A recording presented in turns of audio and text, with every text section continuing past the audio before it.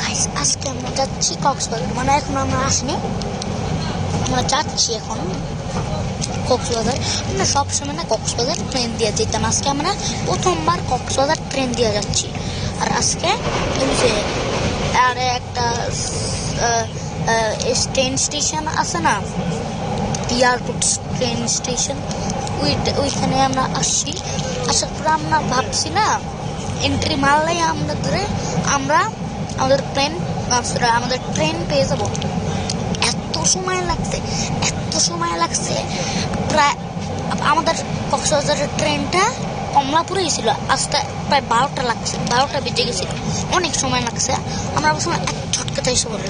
এখন আজকে আমরা প্রচুর কষ্ট করছি, এখন আমার হালকা হালকা পা ব্যথা উঠতেছে। আজকে অনেক কষ্ট করছে। আর আপনারা কি